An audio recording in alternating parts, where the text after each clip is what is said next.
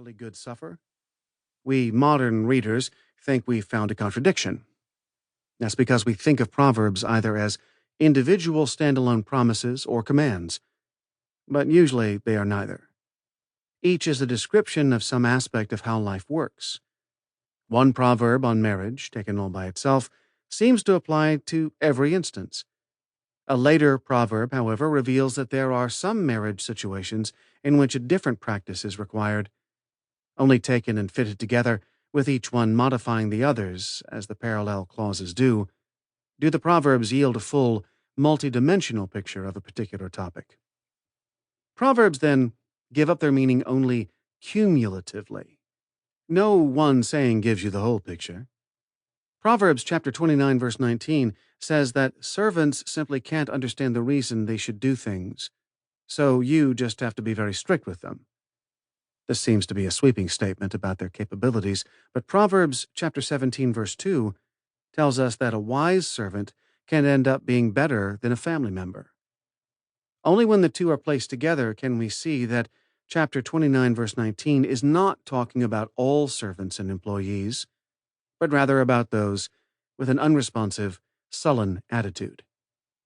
So if we read Proverbs' various statements on the subject altogether, we can see many larger points. In chapter 12, we are told that the path toward disaster can seem to be the right one to a fool, but in chapter 16, that the disastrous road can appear to be right to anyone. In other words, sometimes, even if you have done due diligence, your choices may still go wrong, because it is a broken world. The wise know that sometimes all paths may run ill. As we'll see, there is an order God put into things when He created the world and by which we must abide. But on the other hand, this is a fallen world, distorted by sin, and the wise know that the created order does not always work, nor is it always easy to discern. Only altogether do the Proverbs bring us a wise, nuanced, theologically rich, many-faceted view of the world.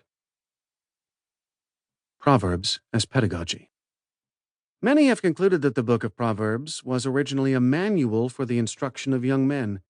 The addressees are always sons. If that is the case, then it makes sense that we should have warnings against predatory adulterous women in chapters 5 through 7, but no analogous warning about predatory adulterous men. Modern readers sometimes chafe, therefore, at how male-oriented the book is.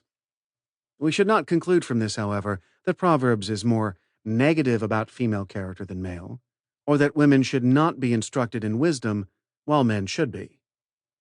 We have seen that the creation and dissemination of Proverbs took a great deal of artistry and deep learning, yet in Proverbs chapter 1 verse 8, chapter 4 verse 3, chapter 10 verse 1, and elsewhere, it is both father and mother who are instructing their son. The mother was an authoritative voice along with the father. This surely means that daughters as well as sons must have been trained in the terse poetry and epigrammatic wisdom of Proverbs. Indeed, the idealized wife of Proverbs chapter 31 verse 26 speaks with wisdom, and faithful instruction is on her tongue. These are technical terms meaning she speaks at length with great solemnity and imparts the wisdom of the ages. So while the original readers of Proverbs were male, not female, the wisdom and training of this book nevertheless applies to everyone. We should, however, never forget that Proverbs was written not for private reading, but as a manual to be worked through in a community of learners with older, wiser mentors.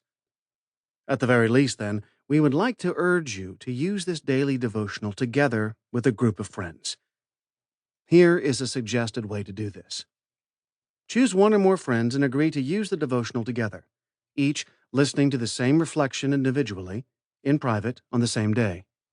At the end of each reflection, there is a question that helps you think more personally about how the teaching applies to your life.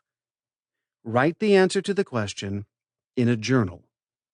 Then write answers to 2 additional questions about the day's Proverbs in your journal, unless your response to the first query has already included them. The 2 additional questions are: 1.